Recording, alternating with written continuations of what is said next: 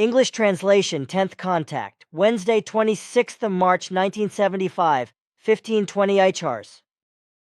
It is now time to speak about things that are very important in the sense of the development of the consciousness and of the spirit of the human being of Earth. Concerning this, I do not wish to address any questions in the time ahead, unless they are related to these remarks themselves, something you please want to understand.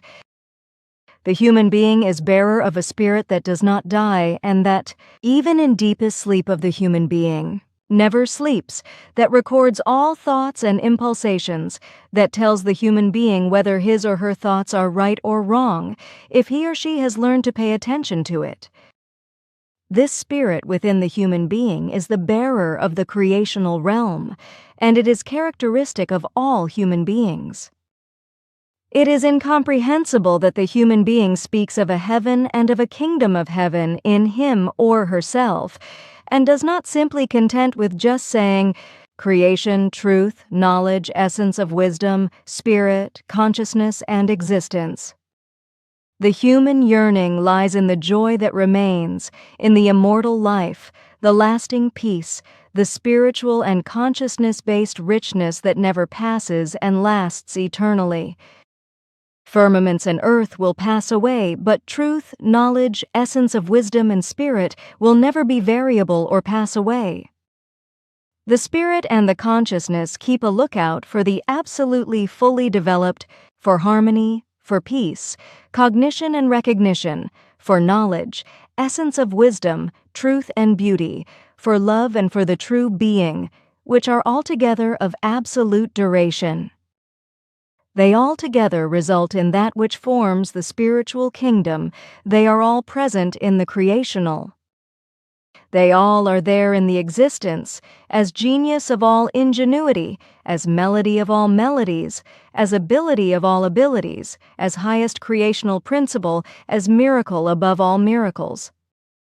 In the dream, the human being is able to create worlds of miracles, just as the creation consciously creates the worlds.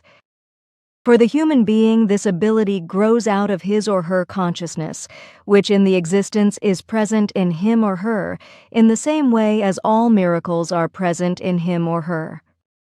He or she himself or herself is the kingdom of heaven, the kingdom of the creational.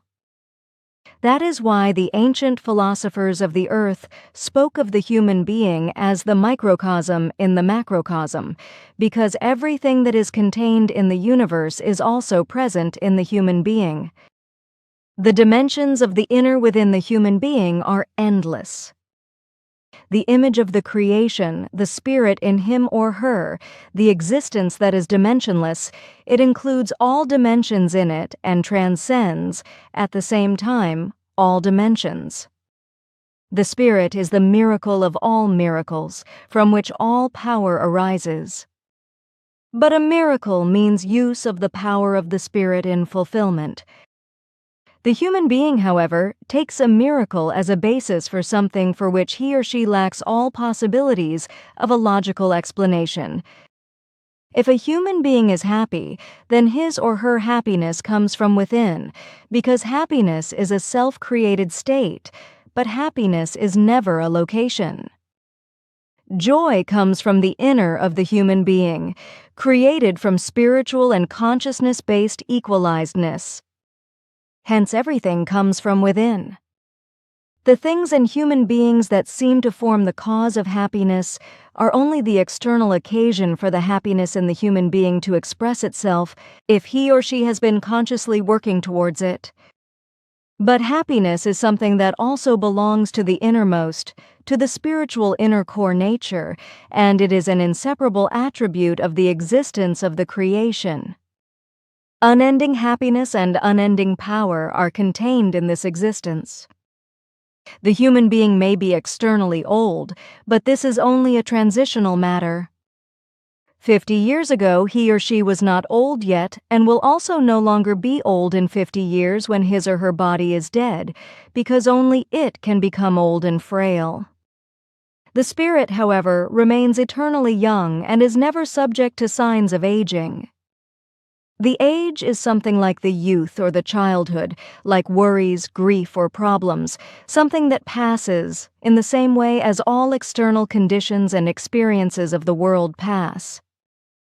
What is lasting is the existence of the spirit, the truth, the knowledge, the essence of wisdom, the reality. It is necessary to recognize them and to build them up, because only they make the human being free. If the human being recognizes the existence of his or her spirit, then the old age can no longer inflict anything on him or her. No worries, no grief, no problem, no changes, and no vicissitudes of the life and the surroundings, the environment and the world will still be able to cast him into sorrow. Essence of wisdom is an kind, immense might.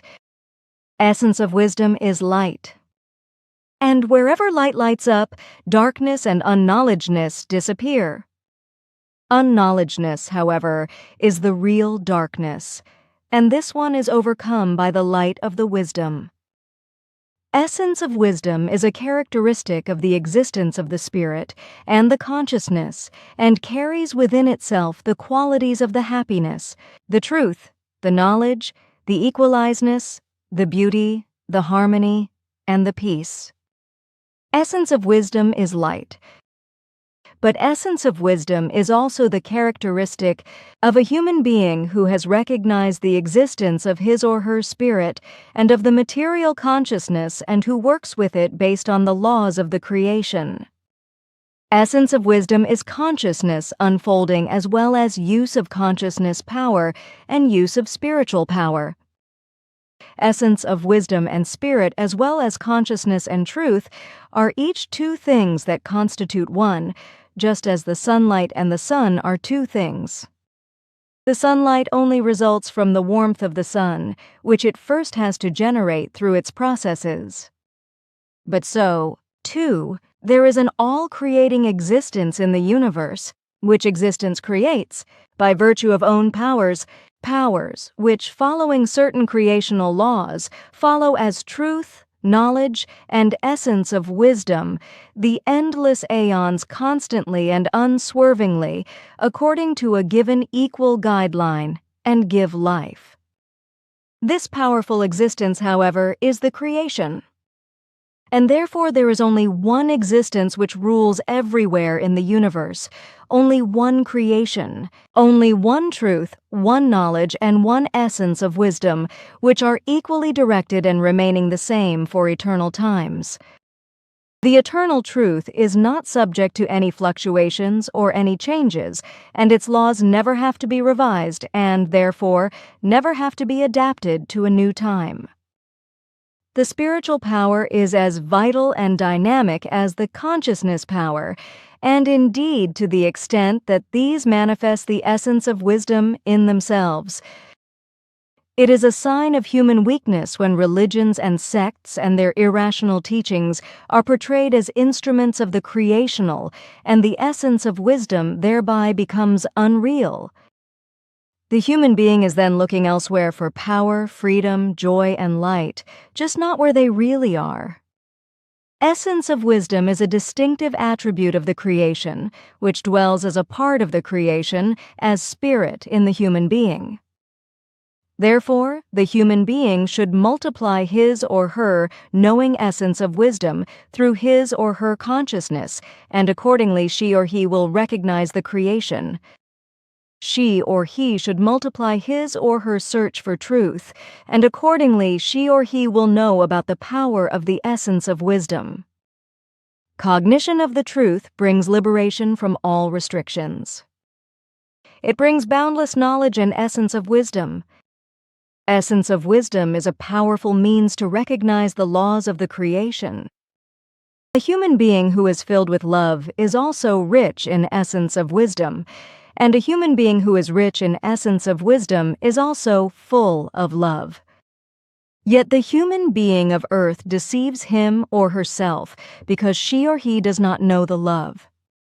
She or he interprets greedy feelings for possession and other impulsations as love, while real love, however, remains strange and ununderstood to him or her. A human being is no real human being until she or he has recognized and created the truth, the knowledge and the essence of wisdom, even if she or he does not use the word creation, since essence of wisdom is also love in best form. Thus, she or he always finds that enlightenment and recognition are knowledge and also essence of wisdom and love, and where there is love, there is also essence of wisdom. Love and essence of wisdom belong together because the creation and the laws of creation are love and essence of wisdom at the same time. Where there is essence of wisdom and knowledge, there is love and cognition, and where there is cognition and love, there is the creation. Growth in the love and essence of wisdom teach the human being to recognize the creation.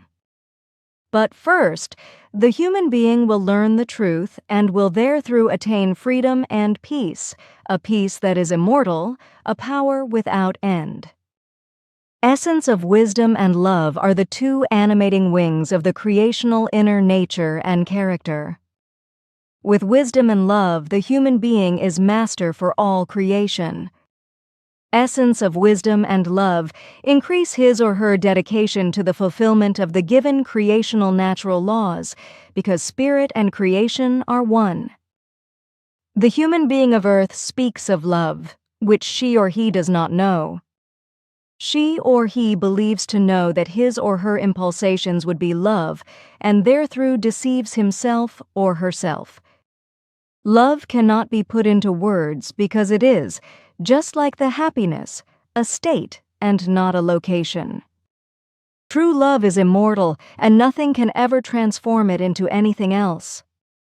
The path of the consciousness power and the spiritual power goes beyond the cognition of the truth, the knowledge, the essence of wisdom, and the love.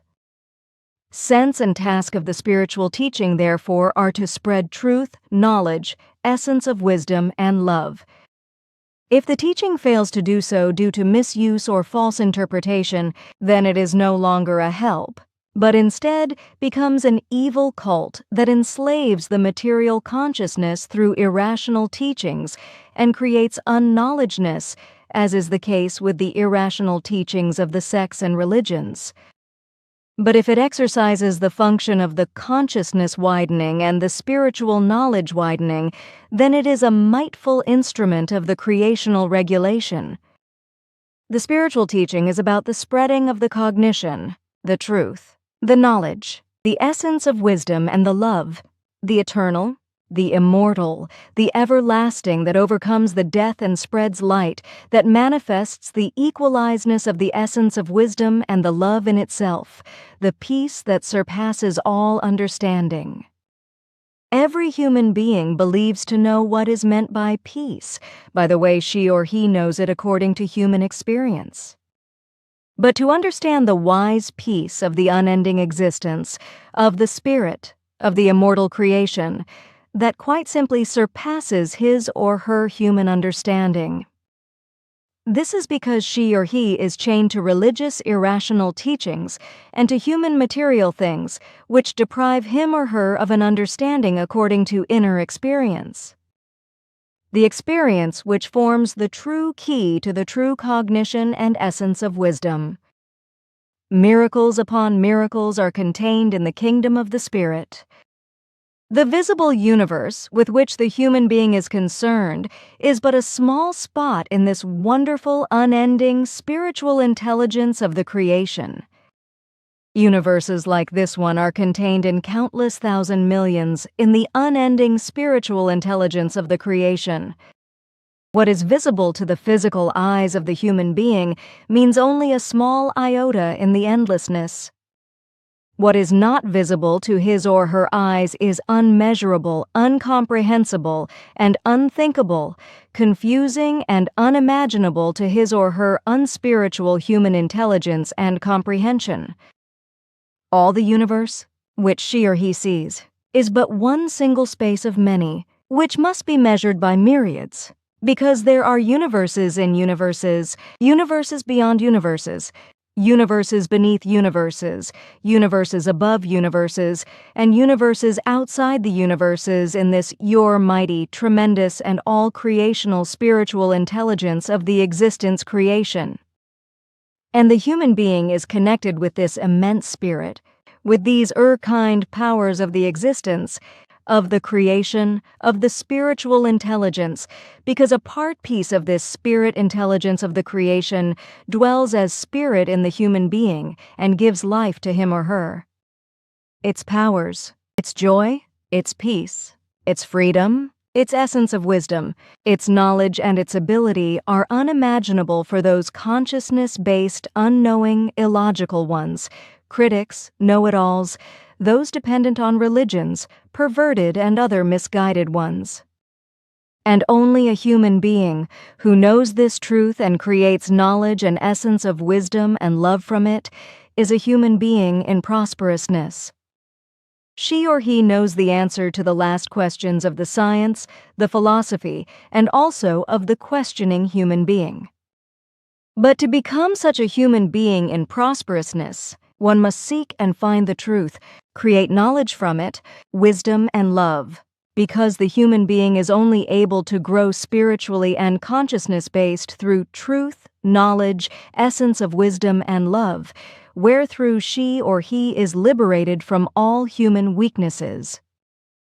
She or he is no earlier enlightened and completely liberated than when she or he remains constantly and continuously in thought in the unending creational spiritual reality.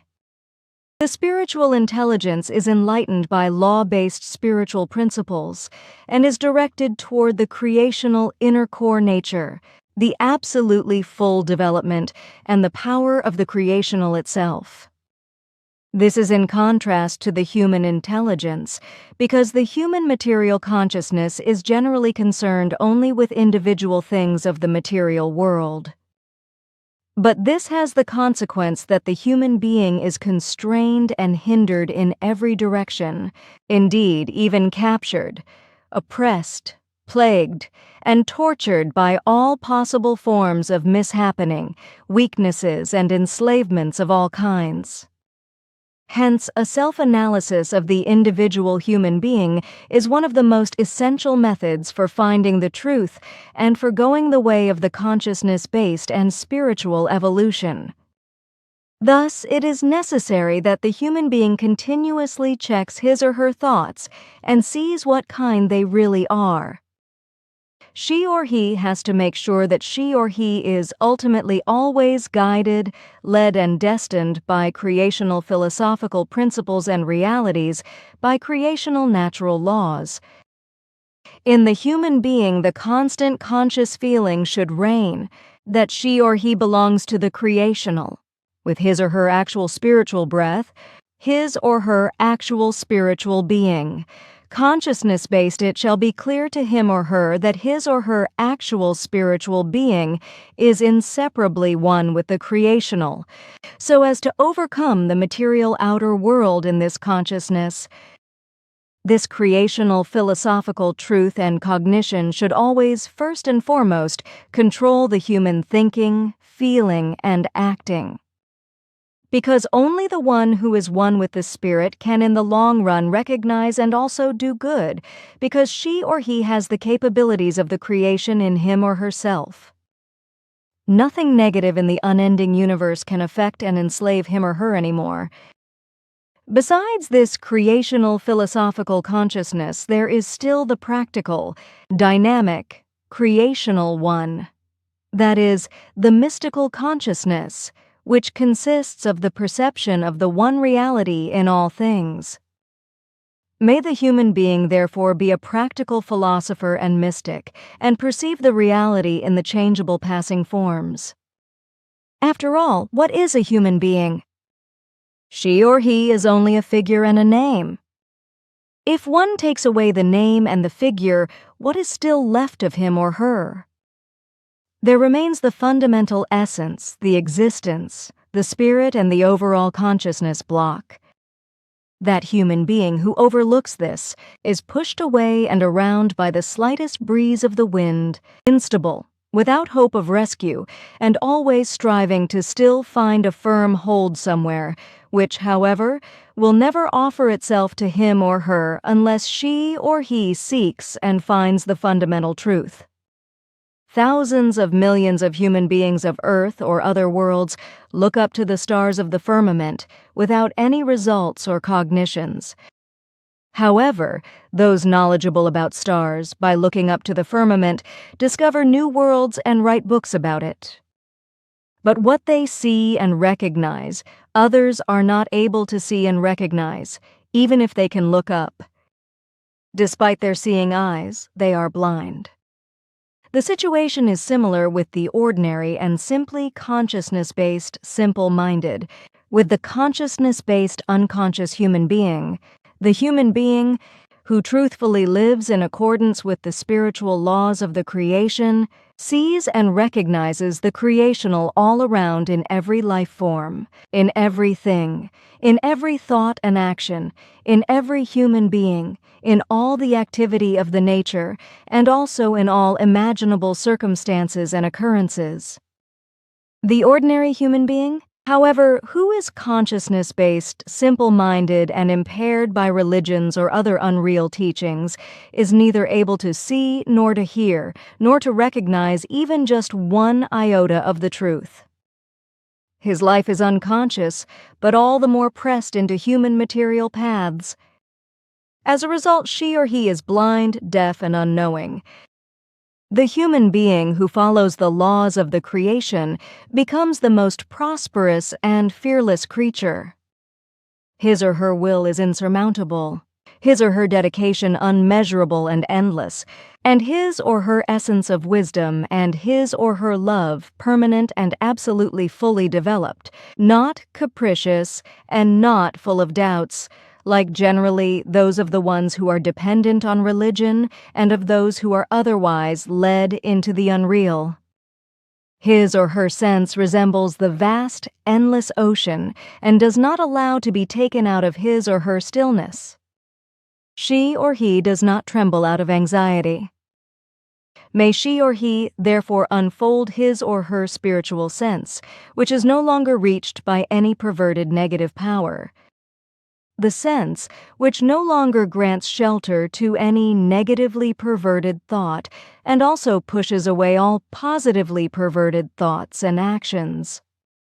Only an equalized sense which is rooted in the creational service, in the creational essence of wisdom, its knowledge, its love and joy, which are more real than all the material walls all around and the human environment, is valueful and serving the development of consciousness and spirit.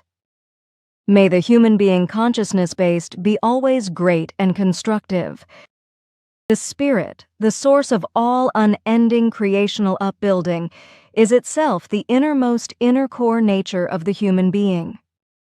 The human outer nature, however, is full of limitations, because it is not the inner core nature itself, but only its shell, its material body, a limitation, a matter leading into delusion, the source of hardship and pain, limited in cognition and will, in readiness to make sacrifices, in freedom, love, and happiness. If the human being views his or her fellow human beings only externally, materially, then she or he sees nothing but the form and shape, the material of this particular human being. If, however, she or he sees the fellow human being with the consciousness-based and spiritual eyes of the cognition, and knows that this all-witnessing consciousness in him or her is also present in all others, even if it is unrecognized by them, then the way in which she or he sees his or her fellow human being changes fundamentally. She or he then no longer simply sees a man, a woman, a girl or a child, but sees the fellow human being as bearer of a creational spirit, which knows about itself, about its existence, and wishes to reveal itself through everyone, if only the opportunity to do so would be offered to it.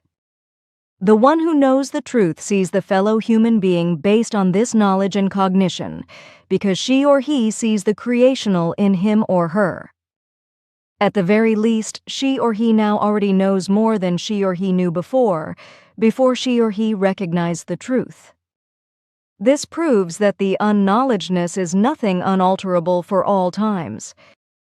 The human being is able to free him or herself from all unknowledge if he or she is willing to accept the truth. The human being can free him or herself from everything. Everything can be taken away from him or her, except not the creational consciousness, the spirit, the existence in his or her innermost, this pure spiritual creational realm in him or her. She or he can be robbed of all his or her goods and possessions and be driven out of his or her home, but no one is able to drive him or her out of his or her spiritual realm in his or her innermost. So the human being should constantly be conscious of this creational, without which she or he would be unable to do any breath, to conceive any conscious thought, without which she or he would neither be able to recognize, see, hear, nor experience. That is why the great wise ones of all time say, the creational spirit is closer to the human being than the own breath. The human being is unable to escape this highest consciousness, since sooner or later she or he will fall into this creational reality, because it is the life of his or her life, the spirit of his or her spirit, the consciousness of his or her consciousness, the light of his or her light, the central thinking power of all life, the existence which is well above all human thinking, which, compared with all power of the human material intellectual thinking, sinks into absolute insignificance. It, the spirit, is able to live without the light of the physical eyes, just as it is able to live without hearing, arms, legs, and even without the outer intellect of the outer material consciousness. However, there is always still something present that enables it to continue living, namely its own creational power. This self-consciousness, this all-observing and all-registering spiritual consciousness in the human being, which looks at and considers his or her thoughts and impulsations, and is behind all his or her thinking, which tells him or her whether she or he is knowing or unknowing, that is the creational, the spiritual consciousness. To ponder again and again that the Spirit is almighty, ever-present, all-knowing, and beyond that, unending happiness, unending beauty, unending value, the value of all things altogether, lets the word creation become the absolute significance for the human being and brings forth evolution-based developmental changes in him or her. As often as the words spirit and creation are impressed upon him or her, psychological changes of the greatest material consciousness-based significance take place in him or her. His or her feelings and all his or her senses change. The clearer his consciousness-based intelligence becomes through this, the more, as a result, his or her personality gains in power, and the more prosperous his or her life becomes by this. A wise one full of consciousness sees what will happen in the most distant future, perhaps not until thousands of millions of years later, and she or he has the entire past of the life forms and the humanity in front of his or her eyes. Greatest knowledge is thus added to him or her. But how is that feasible? Such a human being provides the necessary prerequisites for this in his or her inner being, in the spirit.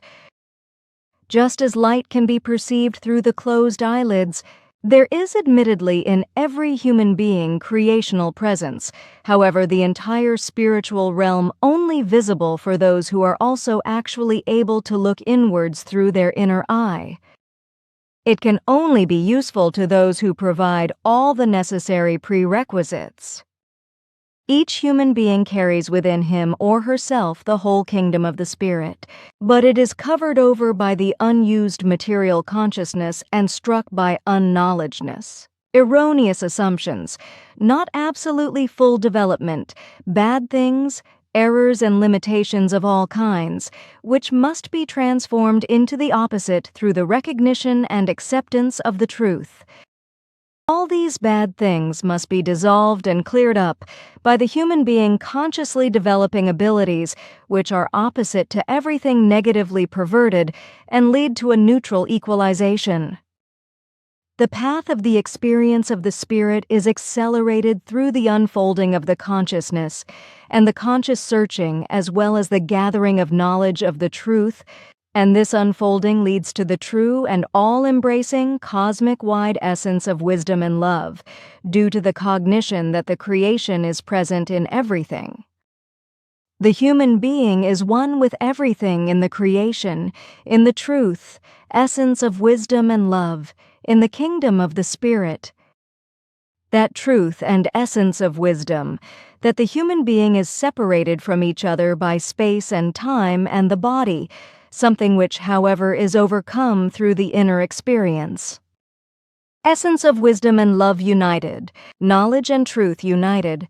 The essence of wisdom and love of the consciousness and the spirit lead through experience to the oneness and to the creation as such, to the universal joy, might, and relatively absolute full development.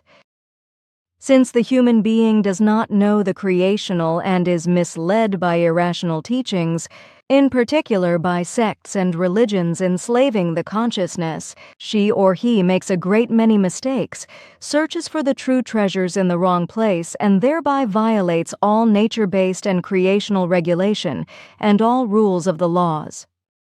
No matter how precisely she or he may observe the human laws of the human society, she or he will nevertheless constantly violate all laws and rules and the regulation of the creational in the universe and allow him or herself to be caught in human material hardships, sorrows and problems, in horrors, irrational teachings, misguidances and inabilities, in unfortune, spiritual and consciousness-based unknowledge, and consciousness-based enslavements and limitations.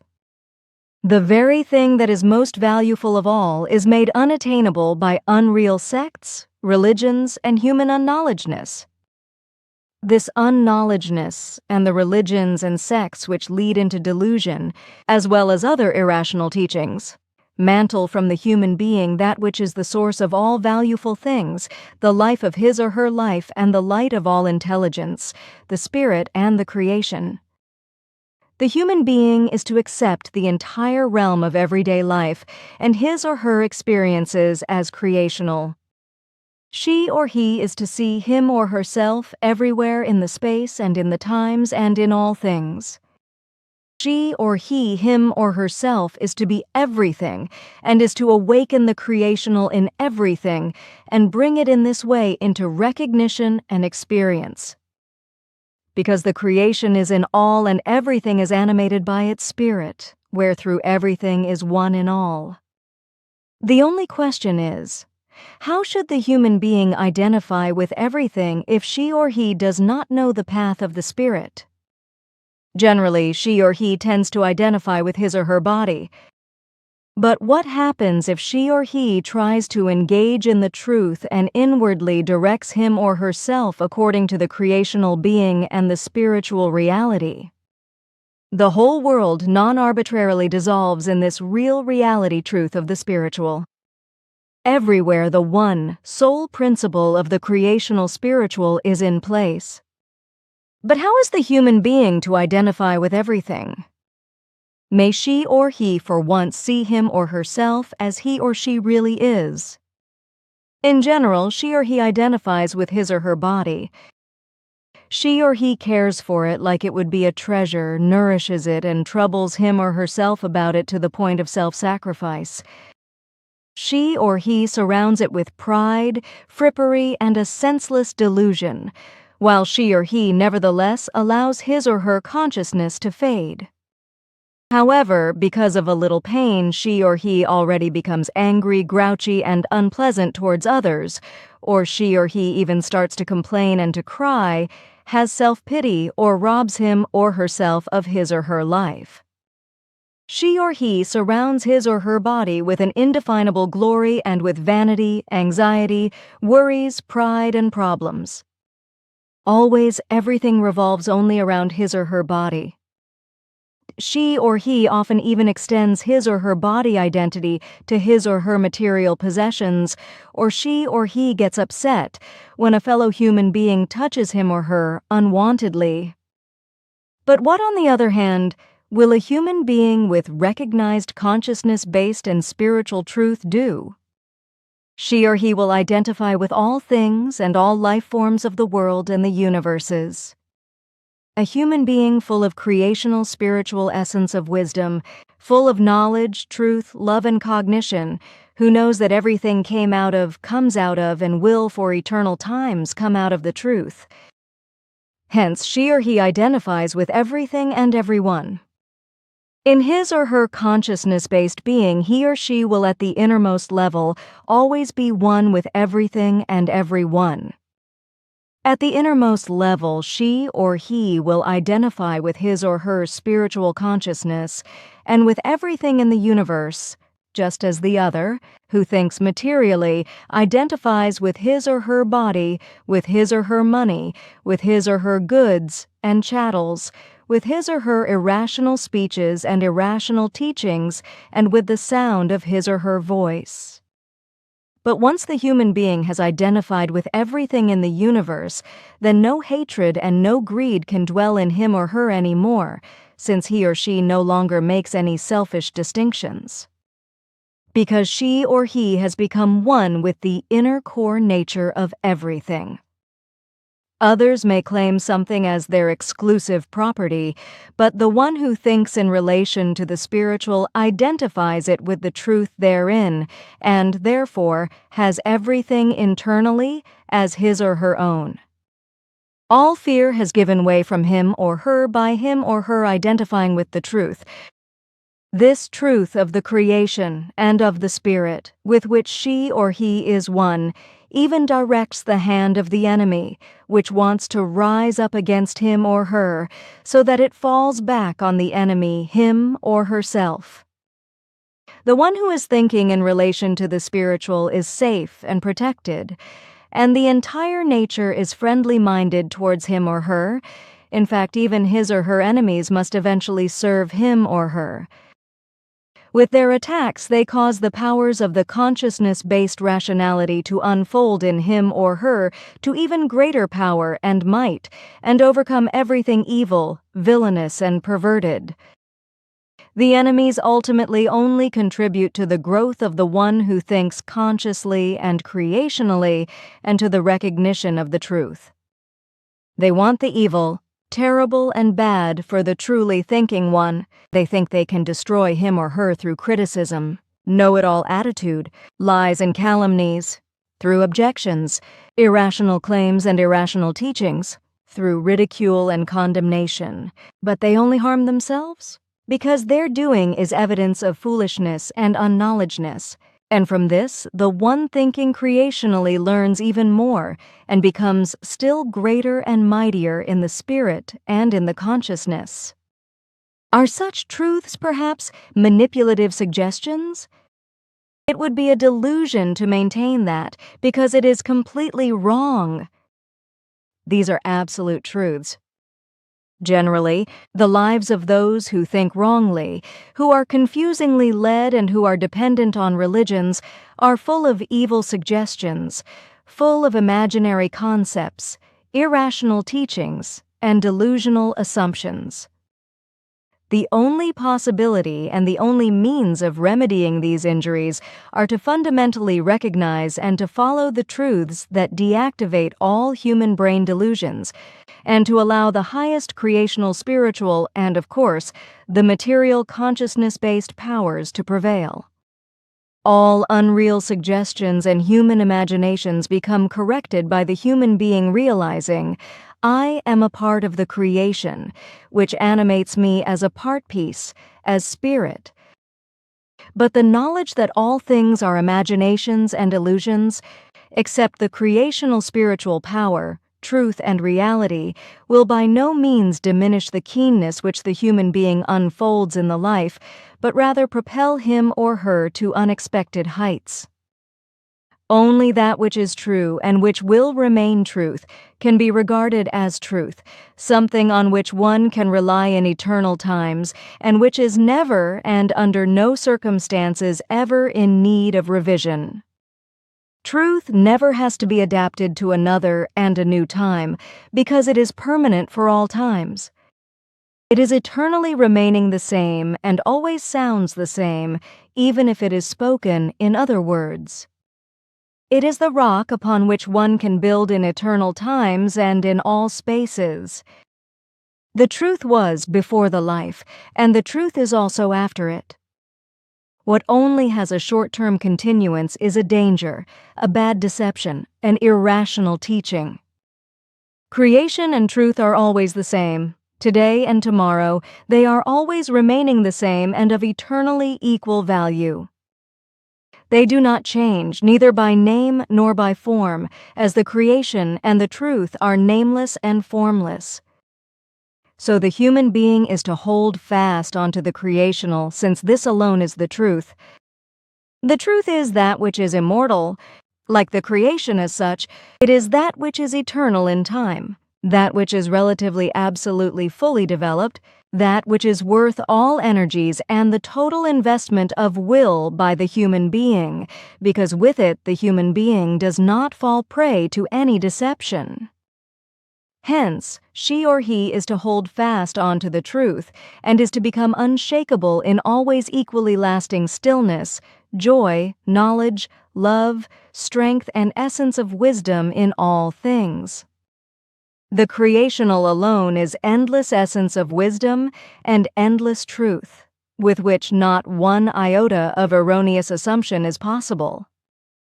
Hence, the human being is to take power from the creational essence of wisdom, and is to seek his or her light in his or her own spirit as well as in his or her consciousness. The truthfully human being knows well that she or he is not able to move his or her hand in the space without touching the creational myriads of times, since it is ever present in all times and spaces.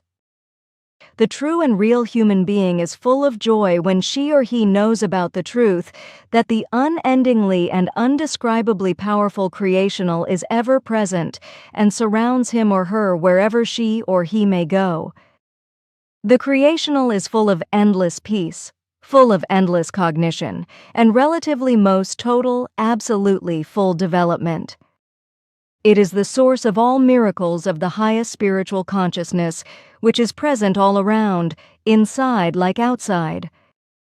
His or her joy is as endless as the spiritual life itself. In order to make rapid spiritual and consciousness-based progress, the creationally thinking human being regards everything and everyone as creational. As soon as she or he sees something, she or he sees the creational. Behind all, and also in the forms of manifestation of the creational itself, the creational always stands in front of him or her. That is why the creation-thinking human being does not walk this way and that way in order to achieve the highest level of experience, but rather finds always the best place to gather recognition and experience right where she or he happens to be. His or her spirit that is to be developed, and his or her consciousness are in him or her and not in any other place. Through his or her own thinking and acting, she or he must form spirit and consciousness. From this cognition, his or her attitude becomes a dignified place, and also all things with him or her become dignified, also the ground under his or her feet. The creation-thinking human being does not consider the future to be the time to experience the creation and his or her spirit dwelling in him or her, but rather the immediate present, wherethrough however she or he lives in the eyes of the normal human being, who is poor in consciousness, already in the most distant future, often completely misunderstood. For the true creation-thinking human being, the time is not someday, but always in the immediate present. For him or her, it is not necessary to see physically to see the truth. She or he begins to search in him or herself, and the truth becomes ever more real to him or her, because for his or her material consciousness, his or her spirit is after all the all-seeing presence. No word that is spoken anywhere remains unheard by him or her. To make faster progress, the human being living based on this direction acoustically extracts the sound of the truth from every sound she or he hears, so that every sound enters his or her material consciousness and fixes itself. Likewise, everything reminds him or her of the creational and the immediate truth. Every circumstance is a creational circumstance, each opportunity a creational opportunity.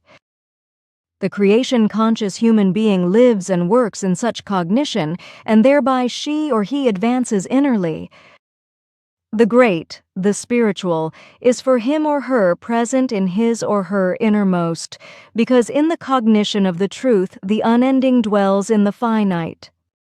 And in every human being the unending has its seat, something that, however, only very few are able to recognize. Because awakening the unending requires rational logic and a state of being free of unreal teachings. But awakening the unending and letting it become effective is the culmination point of the life, the relatively highest possible consciousness-based and spiritual relative absolute fulfillment. Those who are rich in the consciousness become the instrument by which the creation expresses the spiritual realm. It is this excellence of the creation that causes the firmament to arise. The ones who are rich in the consciousness are free of all boundaries of a restriction and of the material selfish ego consciousness, and therefore in constant contact with the creation as such. With the human beings, the difficulty of the material principle still prevails. However, in not too distant a time, the earthly science will discover the principle of the creational in the material. This is because the creation is included in everything created, in everything that unfolds and further develops itself. Only the unlimited spirit and the creation as such signify true freedom, true relatively highest possible absolutely full development, true cognition, might, love, knowledge, truth, and essence of wisdom. They are all, in their realistic absoluteness, the creational as such. Therefore, to attain anything truly veritable in the life, the human being must hold on to the spiritual, the unlimited, and the unlimitable. Everything that is limited and limitable produces unreal things and problems.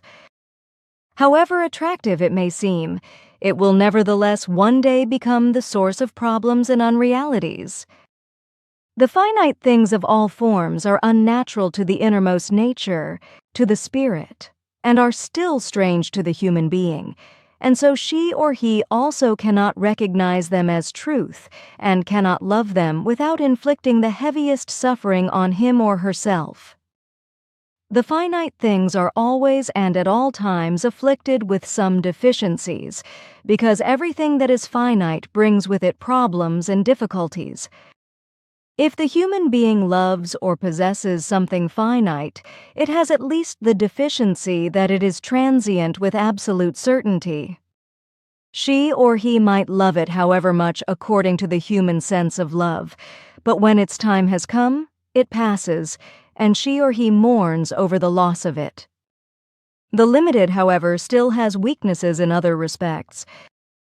Even if it does not perish immediately, it is at least subject to the change. When it is filled with human love for a blink of an eye, it may be displaced by or filled with human hatred for the next blink of an eye. Whether it is a thing, which changes or perishes, or a human being, who changes his or her attitude towards his or her next one negatively, the result is always sorrow and suffering, while the unlimitable never changes and does not fall victim to alterations, because it is of unlimitable faithfulness and absolute permanence of value. When essence of wisdom and truth dawn in the human being and his or her consciousness-based as well as spiritual knowledge increases, when universal love leads him or her and his or her life becomes prosperousness for him or her and others, then the cognition of the truth has matured in him or her. Then she or he will become conscious of the part of the creation in him or her, of the spirit, of the spiritual realm. The creation is present in spiritual love and essence of wisdom. Whoever strives for spiritual light and spiritual love will have the gate to the creation to open to him or her. If the human being loves the truth, then she or he loves that which is relatively absolutely fully developed and wonderful and manifests the spiritual realm in itself, because it is also the way to the realm of the essence of wisdom. May the human being become conscious of the creational presence and let the spiritual intelligence shine forth from everything. She or he is to recognize that even in the wide, unending and open space, the eyes of the creational are directed towards him or her, and that the creation is the true intelligence, and sees him or her with the eyes that retain everything and are endowed with senses that are able to give an answer to everything. She or he shall therefore consciously live spiritually under the eyes of the creational, live with the consciousness of the spiritual, which is infinite power, of which she or he must always be conscious. In that case, she or he can never be powerless. That is just wonderful, Simya-se, and I feel really happy after your explanations. That is because you thereby have a confirmation of your own way of thinking and of your spiritual and consciousness-based knowledge. Because you have known the teaching of the truth already for a long time, it is just that no one has been able to confirm it to you, because the truth has become very rare due to the irrational teachings of the religions, sects, and other irrational teachings on the earth. But do I really need to tell you that? Unfortunately, you are right, because the truth is frowned upon.